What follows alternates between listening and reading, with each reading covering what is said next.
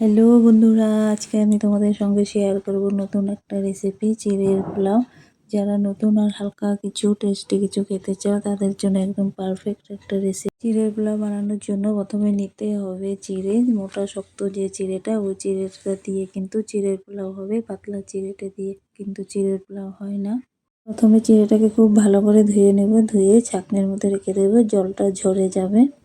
আর এখানে নিয়ে নিয়েছি ছোট ছোট টুকরো করা আলু, গাজর, বিন। তোমরা চাইলে ক্যাপসিকামও নিতে পারো। এবার কড়াইতে তেল দিয়ে দিয়েছি, তেলটা গরম হয়ে গেছে। এর মধ্যে আমি এক মুঠো বাদাম দিয়ে দিয়েছি। বাদামগুলো একটু হালকা করে ভেজে নেব। এর মধ্যে কাজু আর কিশমিশ দিয়ে এগুলো হালকা করে একটু ভেজে নেব। এই তেলের মধ্যে আমি কেটে রাখা সবজিগুলো দিয়ে দিলাম। এখন 5-7 মিনিট সবজিগুলো ঢাকা দিয়ে রাখবো।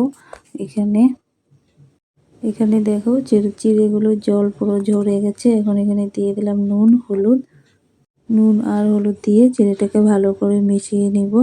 আর এখানে দিয়ে দিচ্ছি একটু চিনি, পরিমাণ মতো 1 চামচ চিনি দিয়ে দিচ্ছি। এগুলো দিয়ে রাখলে কালারটা খুব সুন্দর আসবে, আর চিনির কারণে চিড়েটাও ঝরঝরে থাকবো। এভাবে আমি 10 মিনিট মতো রেখে দেব।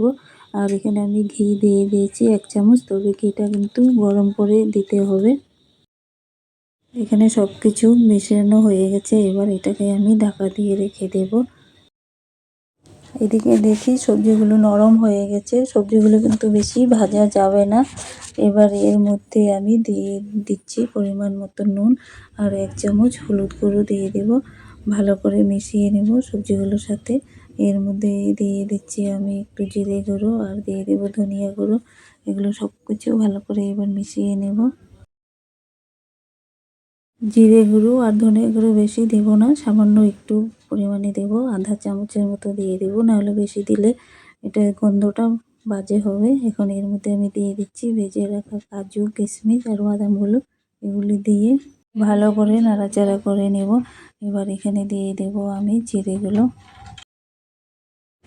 তারপর দেখো এখানে চিড়েগুলো লবণ, নুন, চিনি আর ঘি দিয়ে মাখিয়ে যে রেখেছিলাম। চিড়েগুলো কিন্তু খুব সুন্দর ঝরঝরে হয়ে যাচ্ছে। এবার চিড়েটা দিয়ে দিলাম। চিড়েটা দেওয়ার পর সবকিছু উপকরণের সাথে 2 মিনিট আমি মিশিয়ে নেব। এখানে চাইলে আরও একটু চিনি দিতে পারো, যেহেতু চিড়ের পোলাওটা মিষ্টি স্বাদ হলেই ভালো লাগবে। এবার সবার শেষে দিয়ে দেব এখানে আমি 1 চামচ মতো ঘি। এবারে সব কিছু একটু ভালো করে নাড়াচাড়া করে মিশিয়ে নেব। তবে বেশি নাড়াচাড়া করা যাবে না, তাহলে চিড়েগুলো ভেঙে যাবে।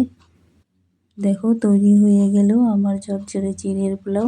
আশা করি দেখে বুঝতে পেরেছো চিড়েগুলো একদম ঝরঝরা আর গোটা গোটা রয়েছে। চিড়ের পোলাও আমার রেডি।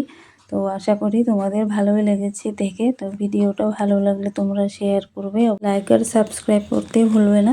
তবে এখানে আমি ভিডিও শেষ করছি। দেখা হবে আবার পরে অন্য ভিডিও নিয়ে আসবো। টাটা, বাই বাই বন্ধুরা, ভালো থেকো সবাই।